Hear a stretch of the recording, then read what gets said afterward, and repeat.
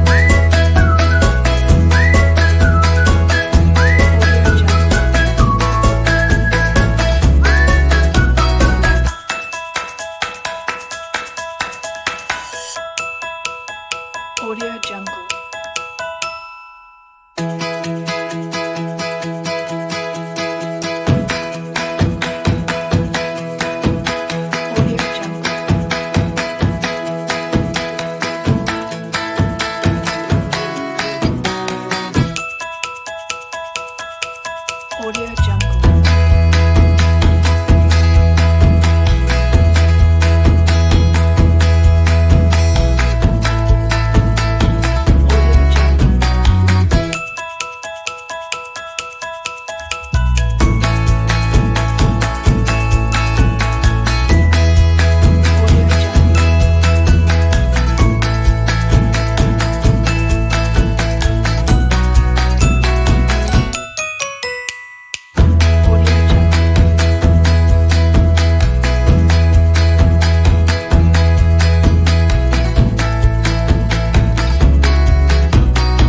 Jungle. Audio Jungle. Audio Jungle. Audio Jungle. Audio Jungle.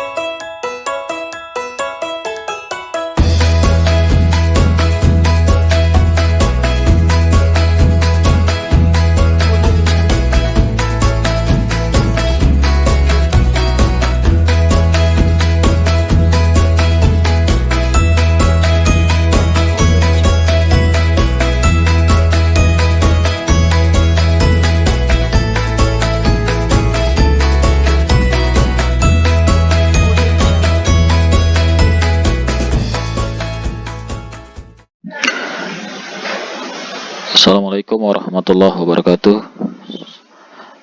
Selamat berjumpa lagi untuk anak-anakku sekalian.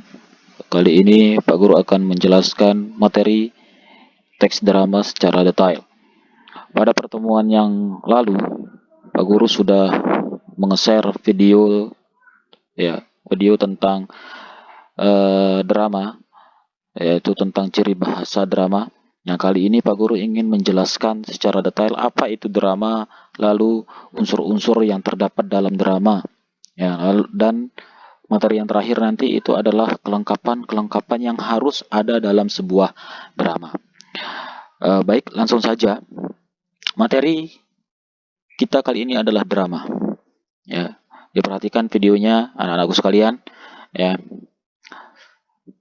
Nah, ini ada sebuah kalimat, ya, kalimat sastra. Jika engkau ingin menjadi Tuhan, maka jadilah sutradara. Ya. Oke, kita lanjut. Drama. Nah, kalau kalian mendengar kata drama atau melihat kata drama, apa yang ada di benak kalian? Ya, secara umum, drama itu dibagi menjadi 4. Secara umum, drama itu dibagi menjadi 4 kata kunci. Pertama, drama itu adalah sebuah cerita. Yang kedua, drama itu sebuah kehidupan. Drama selanjutnya adalah sebuah konflik. Dan yang terakhir, drama adalah sebuah dialog. Nah, jadi secara umum, drama itu mencangkup keempat kata kunci ini. Ya, mohon maaf, drama itu mencakup keempat kata kunci ini. Pertama itu ada namanya cerita. Ya, wajib. Drama itu pasti mencangkup sebuah cerita. Kalau tidak ada cerita, tidak bisa dikatakan drama. Terus berikutnya, drama itu pasti menceritakan sebuah peristiwa kehidupan. Ya, peristiwa kehidupan. Yang dimana dalam kehidupan itu pasti ada konflik. Ya, yang namanya drama wajib ada konflik.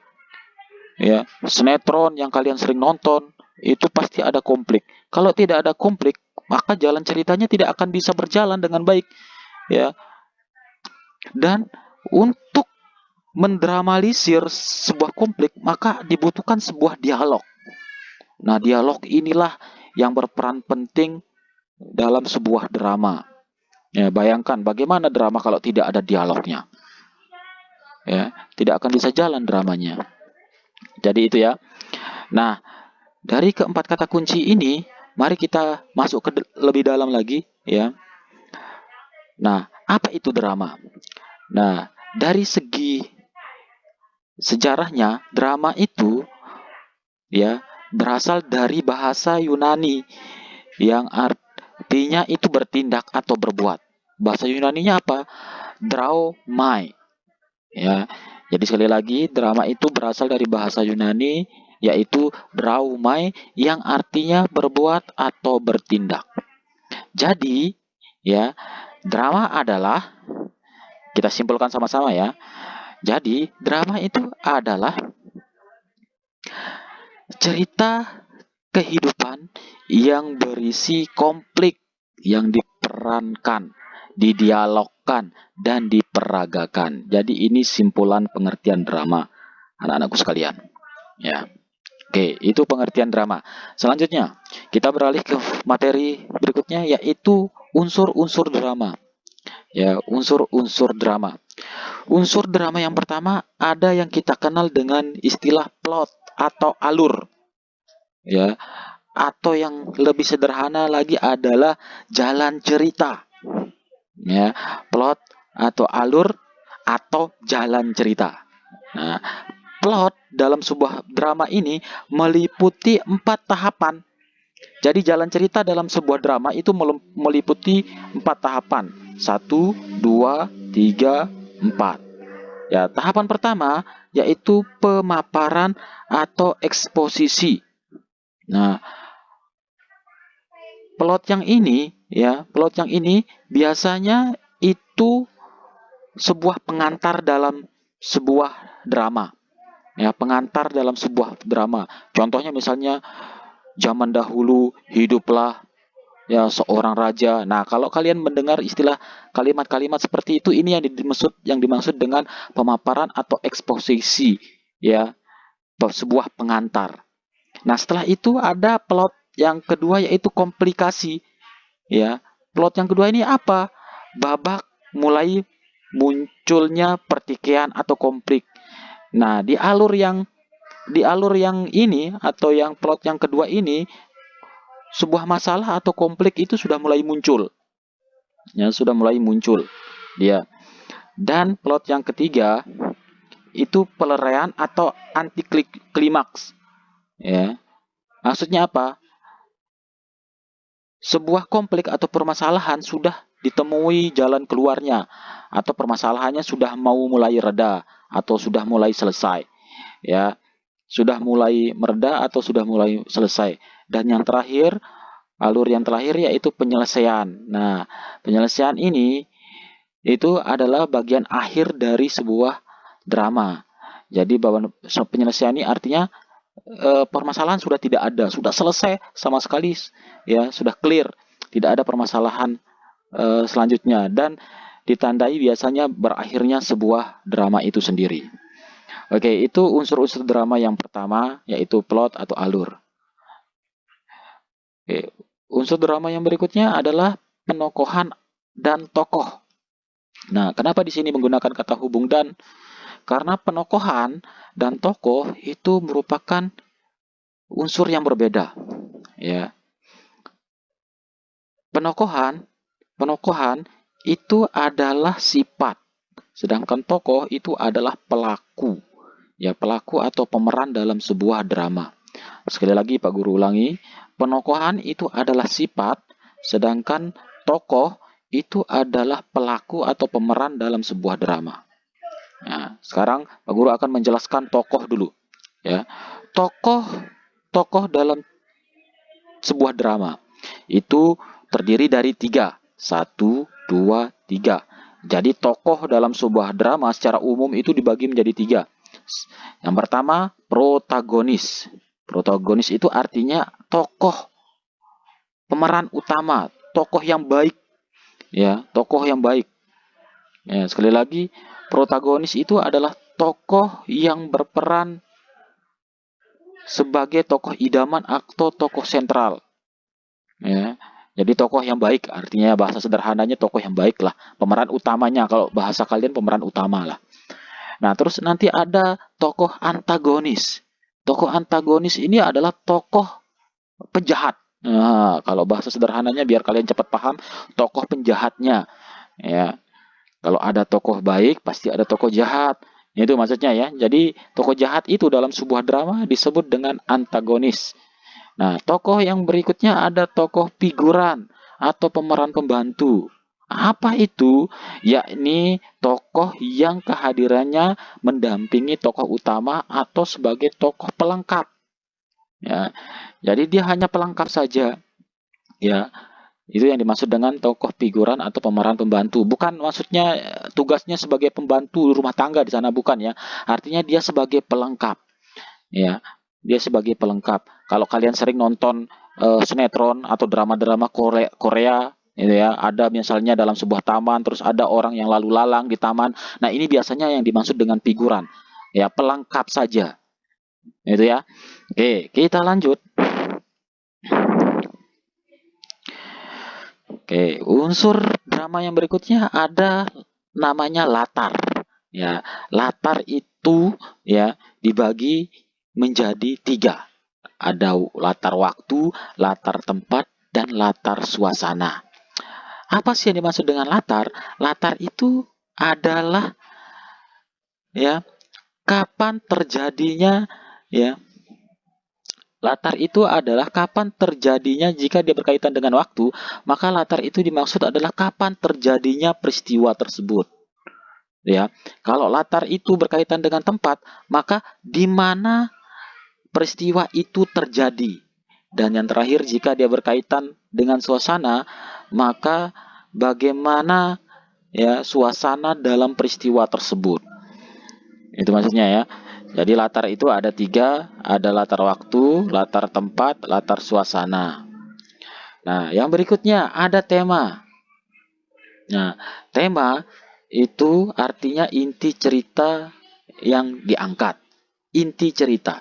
Jadi bahasa sederhana, tema itu adalah inti cerita.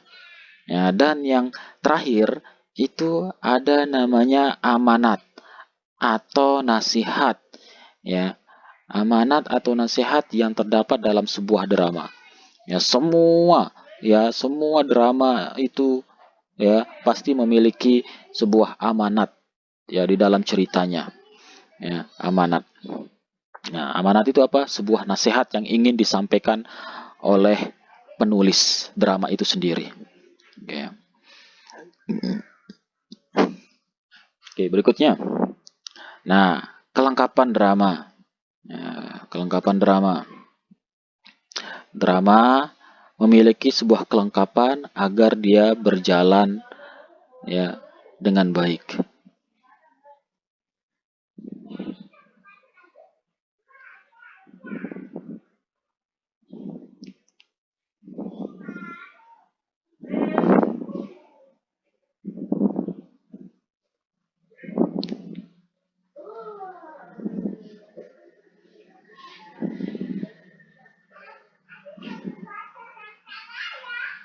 Audio Jungle.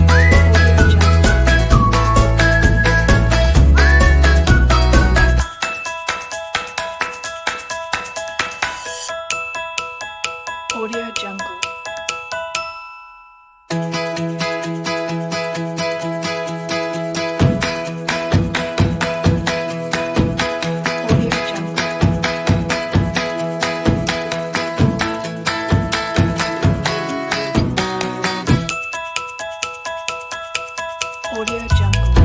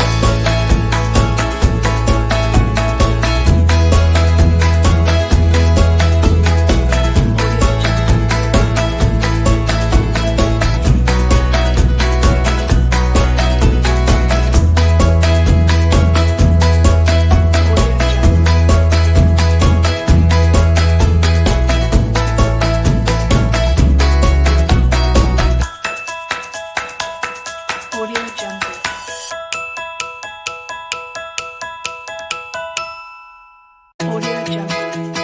Audio Jungle.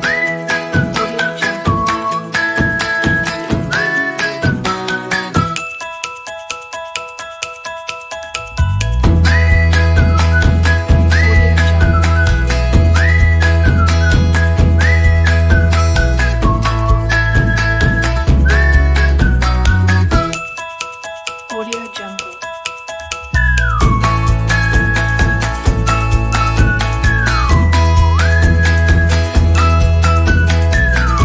Audio Jungle. Audio Jungle.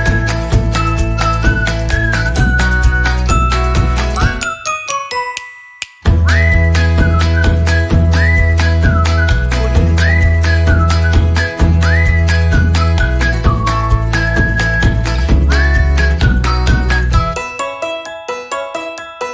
Audio Jungle. Audio Jungle. Assalamualaikum warahmatullahi wabarakatuh. Selamat pagi semuanya. Semoga dalam keadaan sehat semua dan tetap semangat. Teks eksplanasi adalah teks yang menjelaskan proses terjadinya suatu fenomena atau peristiwa baik alam, sosial, atau budaya. Tujuan pembelajaran kita hari ini, yang pertama, peserta didik mampu menuliskan gagasan umum tiap paragraf dalam teks eksplanasi. Tujuan yang kedua, peserta didik mampu meringkas isi teks eksplanasi berdasarkan gagasan umumnya. Untuk meringkas teks eksplanasi, kita perlu mengawalinya dengan memahami gagasan umum atau ide pokok dari setiap paragraf. Berdasarkan gagasan umum itulah, kalian akan memadukannya menjadi teks baru yang lebih ringkas. Lalu, bagaimana menentukan gagasan umum pada teks eksplanasi? Gagasan pokok adalah ide dasar atau sebuah inti pembahasan yang tertulis di dalam sebuah paragraf. Gagasan pokok biasanya terdapat di awal, di akhir, serta di awal dan di akhir sebuah paragraf. Perhatikan contoh berikut. Contoh 1. Sejak masa dulu, para ahli bintang atau astronom mempelajari bintang-bintang di langit malam. Kemudian mereka berhasil melihatnya melalui teleskop. Sekarang, kita dapat mempelajari angkasa luar dari dekat dengan pesawat satelit dan kendaraan antariksa yang melakukan perjalanan ke planet-planet. Para astronom menemukan berbagai bukti yang luar biasa dari rahasia angkasa luar. Contoh 2. Beberapa roket ruang angkasa menggunakan bahan padat untuk mendorong dan menekannya ke depan. Bahan bakar tersebut lebih kuat dibandingkan dengan bubuk misiu, tetapi mempunyai cara kerja yang sama. Sebagian besar pesawat luar angkasa menggunakan bahan bakar cair. Bahan ini lebih serbaguna daripada bahan padat. bisa kalian lihat dari kedua contoh tersebut, terdapat kalimat yang berwarna merah. Kedua kalimat yang berwarna merah itulah merupakan gagasan utamanya. Kenapa? Karena kalimat tersebut merupakan kalimat yang menjadi inti pembahasan di paragraf pada contoh 1 dan contoh 2.